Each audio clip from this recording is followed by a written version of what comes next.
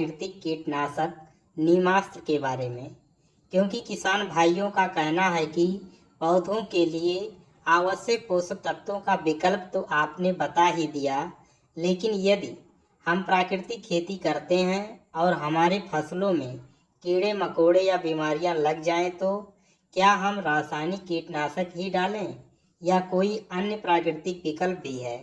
तो हम उन किसान भाइयों को बताना चाहूँगा कि प्राकृतिक खेती में पहली बात है कि कीट व बीमारियां लगेंगी ही नहीं, और यदि लगती भी हैं तो रासायनिक कीटनाशक की तरह प्राकृतिक खेती में भी प्राकृतिक कीटनाशक का विकल्प है, जैसे नीमास्त्र, ब्रह्मास्त्र, आग्नेयास्त्र, 10 अर्क आदि बनाकर आप अपने फसलों को कीट व बीमारियों से बचा सकते हैं। तो किसान भाइयों को आज हम नीमास्त्र बनाने की विधि के बारे में बताएंगे और ये भी बताएंगे कि नीमास्त्र बनाने में किन किन सामग्रियों का प्रयोग किया जाता है, वह प्राकृतिक खेती में नीमास्त्र का प्रयोग किस प्रकार से करेंगे। नीमास्त्र बनाना बहुत ही आसान है और नीमास्त्र का प्रयोग ज़्यादातर रस चूसने वाले कीड़ों के नियंत्रण के लिए करते हैं। नीमास्त्र बनाने के लिए 200 लीटर पानी, 10 लीटर गौमूत्र, 2 किलोग्राम देसी गाय का ताज़ा गोबर और 10 किलो नीम की पत्ती टहनियों सहित का प्रयोग करते हैं। तो आइए देखते हैं कि इन सब सामग्रियों का प्रयोग करके किस प्रकार से नीमास्त्र बनाएंगे।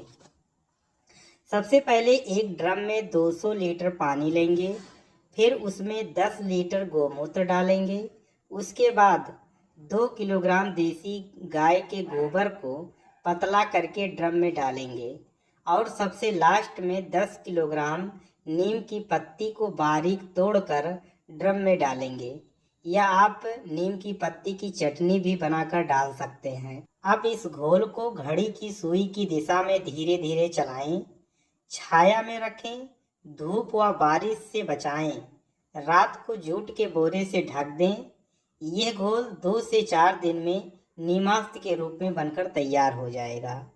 अब तैयार नीमास्त्र को छानकर सीधे स्प्रे कर सकते हैं, क्योंकि इसमें पानी नहीं मिलाना है, या छानकर आप इसका भंडारण भी कर सकते हैं। इस तैयार नीमास्त्र का प्रयोग आप अपने फसलों पर 6 माह तक कर सकते हैं। तो किसान भाइयों, आप सबने देखा कि नीमास्त्र बनाने की विधि बहुत ही आसान है और बिना किसी खर्च के बनकर तैयार हो जाता है। जब आप प्राकृतिक खेती करेंगे तो आपकी लागत शून्य हो जाएगी और उत्पादन रासायनिक खेती से अधिक होगा। धन्यवाद।